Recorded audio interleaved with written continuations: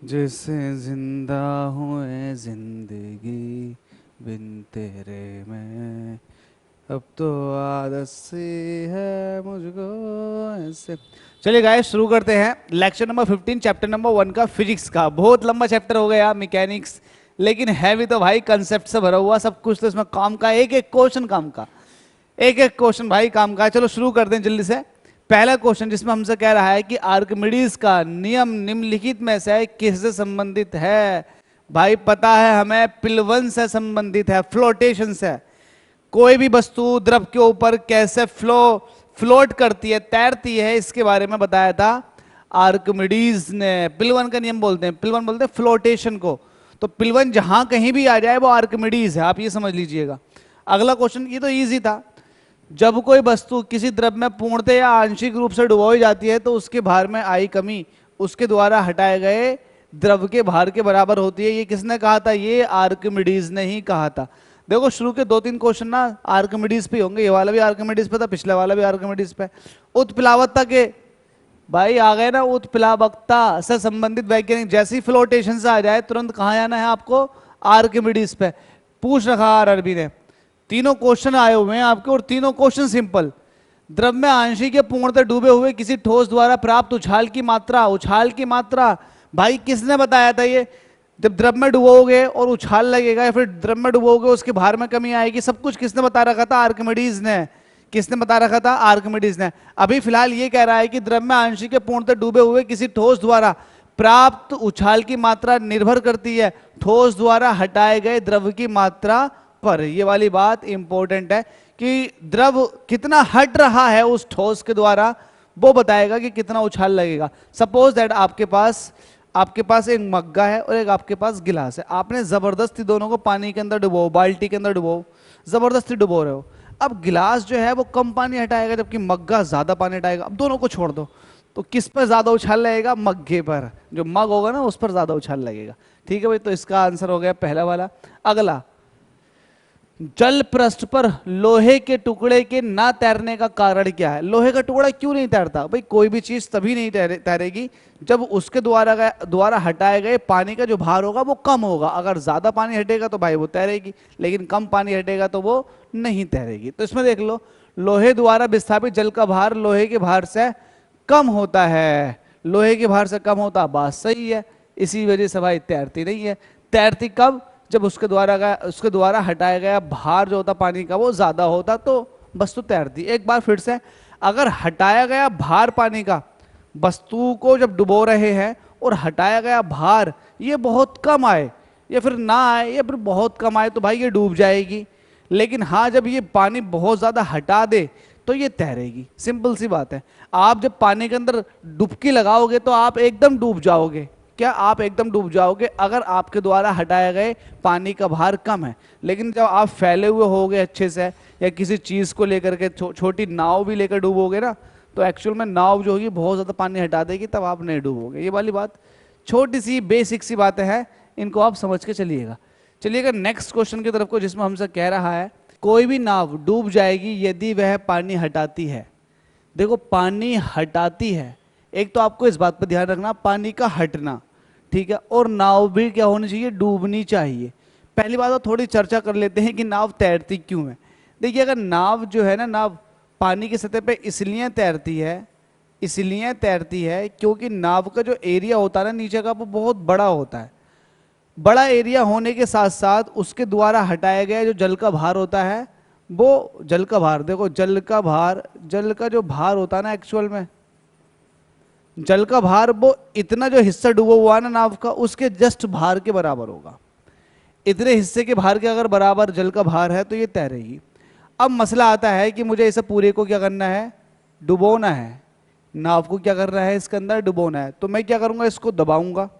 अब मैं ये कह दूं आपसे कि इसका जो आयतन है, इतना आयतन है, इसके आयतन के बराबर अगर पानी हट जाए, इसके आयतन के बराबर पानी जो हट जाए तो ये फिर नीचे को चली जाएगी, क्योंकि उतना आयतन खाली हो चुका है। तब तो ये डूबेगी। तो इसके डूबने के दो कारण हैं। एक तो ये है कि इसका जो आयतन है, अपने आयतन के बराबर ये पानी को हटा दे। अगर इसने ऐसा कर दिया तो ये डूब जाएगी। दूसरा केस क्या है, ये बहुत ज्यादा भारी हो जाए, बहुत ज्यादा भारी हो जाए। जब ये बहुत ज्यादा भारी हो जाएगी तो इसके द्वारा हटाए गए पानी का भार वो कम हो जाए, उस केस में भी ये नीचे आकर डूब जाएगी। आपको मैंने डेंसिटी का भी केस बता रखा। तो इन सब चीजों को डेंसिटी से भी समझा जा सकता है, डेंसिटी के साथ साथ इनके खुद के आयतन से भी समझा जा सकता है, और पानी का जो भार हट रहा है इससे भी समझा जा सकता है। सिंपल सा केस है, अगर कोई वस्तु पानी के ऊपर तैर रही है तो इसका मतलब दो केस हो सकते हैं, या तो उसकी डेंसिटी बहुत ज़्यादा कम है इसलिए वो पानी की सतह पर तैर रही है, या दूसरा ये है कि उसका आयतन बहुत ज़्यादा है। अब देखो सीधी सी बात है यार, जब आयतन ज़्यादा होगा तो उसका घनत्व ऑटोमेटिकली कम हो जाएगा। दोनों एक ही बात है, आयतन को ले लो या फिर आप घनत्व को ले लो। और जब आयतन ज़्यादा हो जाएगा घनत्व कम हो जाएगा तो भाई वो तैरेगी, ऑब्वियसली डेंसिटी कम हो गई। या फिर दूसरा केस ये आता है कि वस्तु ने जो पानी हटाया ना, वो पानी का जो भार है वो ज़्यादा होना चाहिए वस्तु से, तो वस्तु तैरेगी। अब जैसे कि लोहे का पत्थर है, लोहे का पत्थर तो मत मानो, लोहे का आप ना एक वजन ले लो, एक बाट ले लो। अब बाट जो है 5 किलो का, जैसे आप उसको पानी में डालोगे तो क्या होगा, पानी के अंदर डूब जाएगा। क्यों डूब जाएगा, दो रीजन है, एक तो उसका घनत्व बहुत ज़्यादा, आयतन बहुत कम है, आयतन कम होने की वजह से घनत्व बहुत ज़्यादा है जिसकी वजह से वो नीचे आकर डूब गया। तो आपने यहाँ आयतन से भी बता सकते हो, यहाँ आप घनत्व से भी बता सकते हो।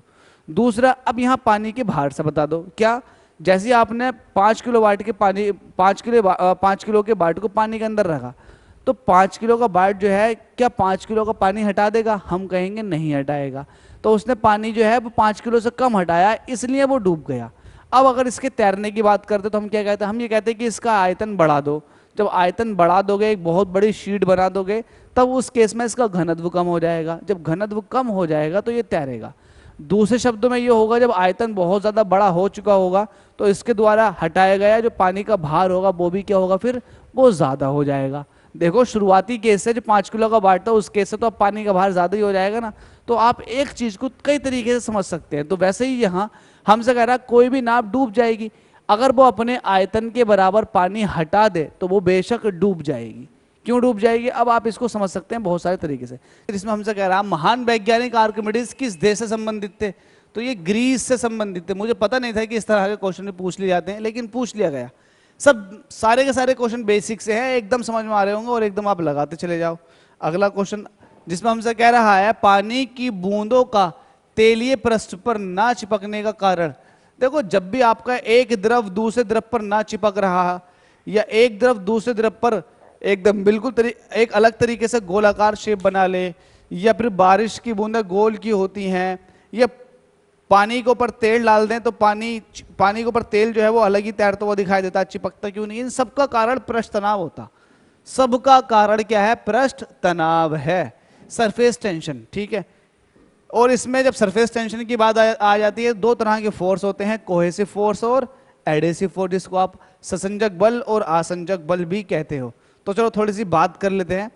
अगर पानी की बूंदों के बीच में अगर बात करूं, पानी की बूंदों के बीच में, या फिर पानी की बूंदें क्यों ले रहे हो आप, पूरा पानी ले लो, पानी के अणुओं के बीच में ससंजक बल की वैल्यू बहुत ज्यादा होती है, इसीलिए पानी का पृष्ठ तनाव ज्यादा होता।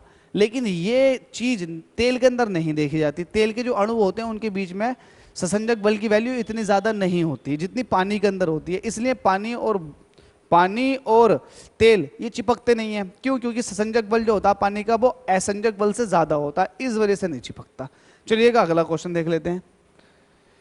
इस क्वेश्चन में कह रहा है तुल्यकारी उपग्रह घूमता है पृथ्वी के गिर्द। देखो पृथ्वी के गिर्द आपको बताना, तुल्यकारी उपग्रह जो होता है, बताया था मैंने, इसकी तुल्यकारी उपग्रह की जो हाइट होती है एक्चुअल में वो कितनी होती है, 36,000 किलोमीटर, और ये अर्थ के सरफेस पर एक ही लोकेशन पर रहता।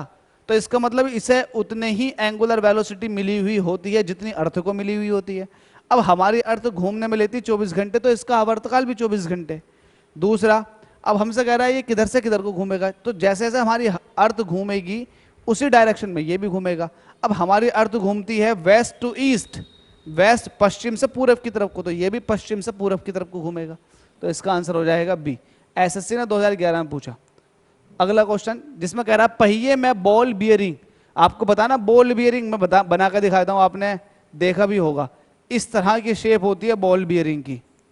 तो पहिए के अंदर बॉल बियरिंग क्यों लगाते हैं? बॉल बियरिंग का इस्तेमाल क्यों होता? बॉल बियरिंग का इस्तेमाल होता है एक्चुअल में फ्रिक्शन को कम करने के लिए। सपोज दैट आपके पास एक गाड़ी है, उसके अंदर बियरिंग नहीं लगा रखा और आप गाड़ी को खींच रहे हो, तो आपको बहुत ज्यादा फोर्स लगानी पड़ेगी, आपकी जो लॉस होंगे ना वो बहुत ज्यादा बढ़ जाएंगे, क्योंकि फ्रिक्शन बहुत ज्यादा लग रहा होगा। इस फ्रिक्शन को कम करने के लिए हम पहियों के अंदर बियरिंग का इस्तेमाल करते हैं। छोटे साइज के भी आते हैं, बड़े साइज के भी आते हैं। इस बियरिंग के अंदर ये बॉल लगी हुई होती हैं लोहे की, जिनको गोलियां कहते हैं, गोलियां। अब गोलियों की वजह से ये बॉल्स होती हैं, इसलिए इनको बॉल बियरिंग कहा जाता है। अब बॉल बियरिंग, अब देखो जैसी बॉल बियरिंग लगाते हो तो इतना कम एरिया आ रहा कॉन्टैक्ट में, इतना कम area, point as a point contact में आ रहे हैं। तो अब बताओ पॉइंट ज्यादा फ्रिक्शन लेगा या एक पूरा फ्लैट सरफेस ज्यादा फ्रिक्शन लेगा? तो जाहिर सी बात है फ्लैट ज्यादा फ्रिक्शन लेगा। इसीलिए बॉल बियरिंग जब इस्तेमाल करते हैं तो फ्रिक्शन क्या हो जाता है? रिड्यूस हो जाता है। रिड्यूस हो गया फ्रिक्शन। अब ये किस तरह के फ्रिक्शन को कम करेगा? अब बताओ इसके लगाने से पहले किस तरह का फ्रिक्शन था? स्टैटिक फ्रिक्शन था। स्टैटिक बोलते हैं स्थैतिक फ्रिक्शन को। अब जब ये लगा दिया गया तो स्टैटिक फ्रिक्शन किस में कन्वर्ट हो गया? जब चलाएंगे तो डायनेमिक फ्रिक्शन में। तो हम यही चाह रहे थे कि स्टैटिक फ्रिक्शन डायनेमिक फ्रिक्शन में कन्वर्ट हो जाए। डायनेमिक फ्रिक्शन की वैल्यू बहुत कम होती है, स्टैटिक की बहुत ज्यादा होती है, तो इसके लिए हम इसका इस्तेमाल करते हैं। तो ये है, ये किस लिए लगाया जाता है? क्योंकि स्थैतिक घर्षण को गतिक घर्षण में बदलने के लिए हम इसका इस्तेमाल करते हैं। अगर ये नहीं करेंगे तो फिर बहुत ज्यादा लॉस हो जाएंगे। अगला क्वेश्चन है, जेट इंजन और रॉकेट के बारे में निम्नलिखित कथनों पर विचार कीजिए। मैंने आपको बताया था जेट इंजन और रॉकेट दोनों का एक ही तरह का प्रिंसिपल है, ये law of conservation of momentum पर कार्य करते हैं, संवेग संरक्षण के सिद्धांत पर। इसके बारे में बहुत लंबी चौड़ी चर्चा चली थी, मैंने बड़ी डिटेल में बताया था इसको। लेकिन अब यहां पर एक अलग तरीके का क्वेश्चन है, इन दोनों के ऊपर बात कर रहा है, जेट इंजन और रॉकेट के बारे में। आपको जैसे कि मैंने वहां पर बताया था, जेट इंजन जो होते हैं एक्चुअल में इनके अंदर भी फ्यूल का कंजप्शन होता है, ये भी बाहर को गैसेस की फॉर्म में गैसेस निकालते हैं। जब फ्यूल जलता है तो गैसेस बाहर को निकलती हैं और ये ऊपर को भागते हैं, मतलब एक तरह से थ्रस्ट फोर्स इन पर लगता है। ये काम रॉकेट के अंदर भी होता है, लेकिन फर्क होता रॉकेट के और जेट इंजन के बीच में एक फर्क है। वो फर्क क्या है? जेट इंजन एक्चुअल में जो होते हैं ना, वो एयर के अंदर मूव कर सकते हैं। क्यों मूव कर सकते हैं? क्योंकि उन्हें जो हवा चाहिए ईंधन को जलाने के लिए, वो एनवायरमेंट से ले लेते हैं, वो बाहर से लेते रहते हैं। उनके अंदर स्लॉट दे रखे होते हैं खाली, जिनके अंदर हवा जाती है, और वो हवा इंजन के अंदर जाकर ना, ऑक्सीजन होती है हवा के अंदर, वो इंजन के अंदर जाकर तेल को जला देती है। लेकिन रॉकेट के अंदर क्या होता है? रॉकेट के अंदर कहीं भी हम इस तरह का असेंबली नहीं देते, हम रॉकेट के अंदर ही ऑक्सीजन रख के भेजते हैं। तो अब रॉकेट जो है वो अपनी ऑक्सीजन यूज कर रहा है, जबकि जेट इंजन जो है वो सराउंडिंग की ऑक्सीजन इस्तेमाल कर रहे हैं। तो इनके बारे में पढ़ लेते हैं। जेट इंजन अपनी ऑक्सीजन पूर्ति के लिए परिवेश की वायु का प्रयोग करता है, अतः ये अंतरिक्ष में गति के लिए अनुपयुक्त है। बिल्कुल सही है। जेट इंजन जो होते हैं स्पेस में नहीं ले जा सकते, क्योंकि स्पेस में एयर नहीं मिलेगी। जब एयर नहीं मिलेगी तो वहां ये काम नहीं करेंगे। लेकिन रॉकेट अपनी ऑक्सीजन पूर्ति को गैस के रूप में और ईंधन में वहन करता है। अब ईंधन में वहन करता है, ईंधन के साथ ऑक्सीजन को रखा जाता है रॉकेट के अंदर। तो ये स्पेस में भी चल सकते हैं, स्पेस में भी इनके साथ वही घटना होगी जो यहाँ हो रही है। तो भाई ये हर जगह काम कर सकता है, लेकिन जेट जो है सिर्फ और सिर्फ वही काम करेगा जहां पर ऑक्सीजन की मात्रा सराउंडिंग के अंदर हो। तो ये दोनों ही बातें ठीक है, ये भी ट्रू है और ये भी ट्रू है। तो इस हिसाब से एक और दो दोनों ही ठीक हो जाएंगे। चलिएगा नेक्स्ट क्वेश्चन की तरफ चल लेते हैं। पानी के एक गिलास में एक बर्फ का टुकड़ा तैर रहा है, जबकि जब बर्फ पिघलती है तब। इंपॉर्टेंट क्वेश्चन है, बहुत बार पूछा गया है। मैं आपसे कहता हूं कि आपके पास ये एक गिलास भरा हुआ है, ये एक बाल्टी भरी हुई है, कुछ भी मान लो, गिलास मान लो, बाल्टी मान लो, मग मान लो, कुछ भी है। अब मैं ये कह रहा हूं कि इसके अंदर से आपने एक गिलास पानी बाहर को निकाल दिया, ठीक है। आपने क्या किया? एक गिलास पानी इसके अंदर से बाहर को निकाल दिया, ठीक है भाई। अब जितना निकाला उतना थोड़ा बहुत कम हो गया होगा। अब मैं ये कह रहा हूं कि इसको आपने अब फ्रीज कर दिया। क्या कर दिया आपने? फ्रीज। जब आप फ्रीज करोगे तो इसकी सूरत हाल कुछ ये होगी। एक नई सूरत हाल बनाकर दिखा देता हूं। ये लेवल पूरा भर चुका होगा। क्यों? क्योंकि आयतन बढ़ जाता है, आयतन बढ़ जाएगा। आयतन क्या होगा? बढ़ जाएगा। बर्फ का जो आयतन होता है ना, वो पानी से ज्यादा होता। ऐसा इसलिए होता है क्योंकि हाइड्रोजन बॉन्डिंग हो जाती है बर्फ के मॉलिक्यूल्स के बीच में। बर्फ के मॉलिक्यूल क्या, वाटर मॉलिक्यूल ही है एक्चुअल में, उनके बीच में थोड़ी हाइड्रोजन बॉन्डिंग की वजह से वॉल्यूम थोड़ा बढ़ जाता है, वो अलग की बात है। फिलहाल आयतन बढ़ जाएगा। अब ये आयतन भरा हुआ मैं इसके अंदर वापस से डाल दूं तो आप यही कहोगे कि यार पानी तो उतना ही है जितना था, वो पानी आपने इसमें डाल दिया, बट इसकी शेप जो है अब वो कुछ और है। शेप क्या है आपके सामने? आपको अच्छे से पता है, बर्फ की फॉर्म में जम चुका है।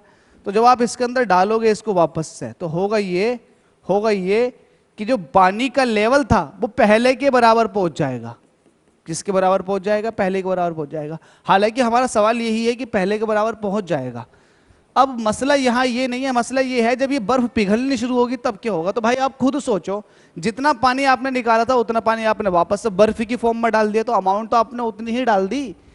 तो अब बर्फ पिघलेगी तो भी इसके लेवल पे कोई फर्क नहीं पड़ेगा। क्यों नहीं पड़ेगा? क्योंकि बर्फ ने जितना आयतन उठाना था वो उठा दिया, अपने आयतन के बराबर इसने पूरा का पूरा पानी का लेवल उठा दिया। अब ये पिघलती रहेगी तो इसने भाई अपने आयतन के बराबर पानी का लेवल उठा तो दिया।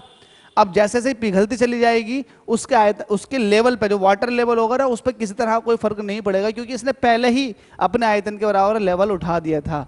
ठीक है, तो उसका जो आंसर हो जाएगा, इन्होंने क्या कहा था कि पानी के स्तर पर क्या प्रभाव पड़ेगा, तो पानी का स्तर उतना का उतना ही रहेगा। जब डाल दिया है मैंने, वो पिघल रहा है, तो फिर पानी के लेवल पर कोई फर्क नहीं पड़ेगा, जो बढ़ना था वो बढ़ गया। अगला क्वेश्चन, एक ऊंची इमारत से एक गेंद 9.8 मीटर पर सेकंड स्क्वायर के त्वरण से एक समान त्वरण से के साथ गिराई जाती है, 3 सेकंड के बाद उसका वेग क्या होगा। सिंपल सा क्वेश्चन है, आपको मैंने त्वरण की परिभाषा बताई थी। अब गुरुत्वीय त्वरण की बता देता हूं, क्योंकि मैं इसको 1 सेकंड में भी हल कर सकता हूं और मैं इसको 2 मिनट में एक्सप्लेन करने की ताकत भी रखता हूं। अब एक्सप्लेनेशन जो होगी भाई, ये एक अलग लेवल की होगी, हाई थिंकिंग होगी, जबकि मैं आपको सोल्व इसे एक फॉर्मूले से करा सकता हूं। लेकिन मैं ऐसा नहीं चाहता कि आप इसको फॉर्मूले से सोल्व करें, क्योंकि अगर आप थिंकिंग करोगे, एक नई सोच डेवलप करोगे माइंड के अंदर, तो हो सकता है आप और हजारों क्वेश्चन उसके थ्रू सोल्व कर दें। कैसे? देखो बताता हूं। एक्चुअल में गुरुत्वीय त्वरण की परिभाषा बताता हूं।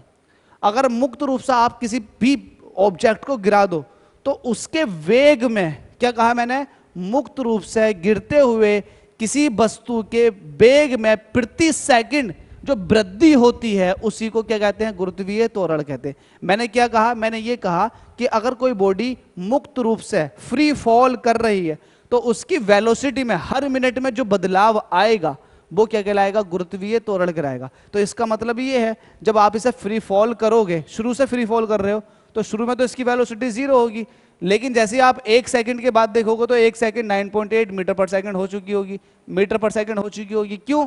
क्योंकि आपको पता है गुरुत्वीय त्वरण की वैल्यू जो होती है वो 9.8 होती है। अब आप दिमाग लगाओ, 9.8 गुरुत्वीय त्वरण की वैल्यू। अब गुरुत्वीय त्वरण ये कहता है कि हर एक सेकंड में जो वृद्धि होगी वो गुरुत्वीय त्वरण है। हर एक सेकंड में उसके वेग में जो वृद्धि होगी वो गुरुत्वीय त्वरण है। अब आप देख लो, वेग का अंतर देख लो ना आप 2 पॉइंटों पे, उससे आप गुरुत्वीय त्वरण निकाल लोगे। ठीक है, अब आप एक बात बताओ, हर एक सेकंड में जो वृद्धि हो रही है वेग में, वो क्या है? गुरुत्वीय त्वरण। अब आप मुझे इस डेफिनेशन से बताओ, शुरुआत में वेलोसिटी कितनी थी? 0, जब यहां से गिराने के लिए जाऊंगा। अब 1 सेकंड के बाद वेलोसिटी कितनी हो जाएगी? जो वृद्धि होगी वो गुरुत्वीय त्वरण होगा। तो वृद्धि कितनी हुई इसकी स्पीड में? 9.8 की, क्योंकि 9.8 का गुरुत्वीय त्वरण दे देगा। तो 1 सेकंड के बाद जो इसका वेग निकल कर आएगा वो आएगा 9.8। तो आप खुद सोचो, शुरू में गिराई गई यहां से, यहां तो 0 मीटर पर सेकंड था, लेकिन 1 सेकंड के बाद कितना हो चुका होगा? 9.8 मीटर पर सेकंड। अब यहां से फिर अगले 1 सेकंड की बात करोगे तो फिर से इतनी के ही, जितना गुरुत्वीय त्वरण है ना, उतनी वृद्धि होगी, क्योंकि अभी बता रखा पर सेकंड वस्तु के वेग में होने वाली वृद्धि को ही गुरुत्वीय त्वरण कहेंगे। तो अब यहां पर भी तो वृद्धि होगी। तो 9.8 में, अब गुरुत्वीय त्वरण कितना दे रखा? 9.8। तो फिर 9.8 में जो पहला वाला था उसमें वृद्धि कितनी हो जाएगी? 9.8 की। ठीक है, ये हो गए 2 सेकंड। अब 3 सेकंड के बाद तीसरे सेकंड की बात कर लेते हैं, तीसरे सेकंड की। अब जो 9.8 प्लस 9.8 ये मिलकर आया था, तो उसके अंदर फिर से 9.8 जोड़ दो, क्योंकि तीसरा सेकंड लगने वाला। तो 9.8 प्लस 9.8 प्लस 9.8, तो इस हिसाब से देखोगे तो ये आ जाएगा 29.4 मीटर पर सेकंड। हालांकि ये कुछ बच्चों के समझ में आ गया होगा, जो अच्छे बच्चे हैं, स्मार्ट बच्चे हैं, उन लोगों के समझ में आ गया होगा कि गुरुत्वीय त्वरण ये कहता है कि प्रति सेकंड वस्तु के वेग में होने वाली वृद्धि होती है। क्या गुरुत्वीय त्वरण क्या होता है? प्रति सेकंड वस्तु के वेग में होने वाली वृद्धि। अब गुरुत्वीय त्वरण आपके पास है तो आप उतने की हर सेकंड वृद्धि करते चले जाओ ना यार, वो आपका क्या निकल कर आता रहेगा? वेग निकल कर आता रहेगा। अब इसको दूसरे तरीके से सोल्व करते हैं, न्यूटन इक्वेशन से। आपको पता है कि आपके पास इनिशियल वेलोसिटी कितनी है? u = 0 metre per second. आपसे v पूछ रहा है, आपको टाइम दे रखा है 3 सेकंड का। तो आप पहली इक्वेशन लगा दो, v बराबर u plus A T. u तो 0 है, तो इसका मतलब v जो हो जाएगा वो हो जाएगा at के बराबर। a दे रखा 9.8 और t दे रखा 3 सेकंड। इस तरह से आ जाएगा 29.4 मीटर पर सेकंड। इस तरह से भी सोल्व कर सकते हो, इस तरह से, लेकिन इस तरीके से दिमाग बढ़ेगा, उस तरीके से आपकी कैलकुलेशन बढ़ेगी। चलो भाई अगला क्वेश्चन, एक वस्तु का द्रव्यमान 100 किलोग्राम है, गुरुत्वीय त्वरण जी जो है वो 10 मीटर पर सेकंड। अब गुरुत्वीय त्वरण की वैल्यू, यहाँ देखो मिस्टेक कर दी इन लोगों ने, गुरुत्वीय त्वरण का जो यूनिट होता है वो मीटर पर सेकंड स्क्वायर होता है, तो यहाँ पर 2 आएगा। अगर चंद्रमा पर गुरुत्वीय जनित त्वरण जो है वो इतना है, होता भी है इतना अर्थ का, तो चंद्रमा पर वस्तु का द्रव्यमान बताओ। आपको मैंने एक चीज बताई थी, द्रव्यमान कभी नहीं बदलता, द्रव्यमान कभी नहीं बदलता, हालांकि भार बदल जाता है। क्या बदल जाता? भार बदल जाता, लेकिन द्रव्यमान कभी नहीं बदलता। तो भाई चंद्रमा पर लेके जाओ, सूरज पर लेके जाओ, या हिंदुस्तान के अंदर ले आओ, उसका द्रव्यमान नहीं बदलेगा। अगर 100 किलोग्राम है तो 100 किलोग्राम ही रहेगा, आंसर हो जाएगा इसका सी। लास्ट क्वेश्चन है इस वीडियो का, जिसमें हमसे कह रखा है कि पावर क्या होती है? शक्ति का एसआई मात्रक वाट है। शक्ति का एसआई मात्रक क्या है? वाट है। बिल्कुल होता है एसआई यूनिट वाट। पावर का जो एसआई यूनिट होता है वो क्या होता है? वो वाट होता है। अब आपसे कह रहा है किसके समतुल्य है, तो यार इसका ना पूरा फॉर्मूला पूछिए, एसआई यूनिट पूछिए इसकी। एसआई यूनिट वाट है, तो दूसरी जो एमकेएस में निकल कर आती है ना, एमकेएस यूनिट पूछ रहा है, तो निकालो। पी बराबर क्या होता है आपके पास? W upon T. W upon T, W क्या होता है? जूल होता है। जूल को आप कह सकते हो न्यूटन। न्यूटन न्यूटन न्यूटन को बोलते हो फोर्स, तो आप न्यूटन ही लिखो इसको। आप जूल को कह सकते हो न्यूटन, न्यूटन मीटर, ठीक है। टाइम आपके पास ऐसे रहेगा टी। अब न्यूटन को आप कह सकते हो, न्यूटन क्या होता है? किलोग्राम। अगर न्यूटन को तोड़ोगे तो F is equal to M A से देखो ना, kilogram metre per second square, तो kilogram metre per second square. और ये मीटर ऊपर पहले से ही था, और नीचे 1 सेकंड पहले से ही मौजूद था, तो मिलाकर के क्या हो जाएगा? Kilogram metre square upon second की पावर 3। अब देखो सेकंड का मिलाकर लिखोगे तो किलोग्राम मीटर स्क्वायर और सेकंड की पावर -3। ऐसा कौन सा ऑप्शन है? Kilogram metre square, kilogram metre, second की पावर -3, एक में ही दे रखा, वही इसका सही आंसर हो जाएगा। तो भाई इस तरीके से लगाना सीखो आप फिजिक्स को, इजीली आपको समझ में आ जाएगी। वीडियो अच्छी लगी तो शेयर जरूर करें, चैनल को सब्सक्राइब कर लें। Thank you so much.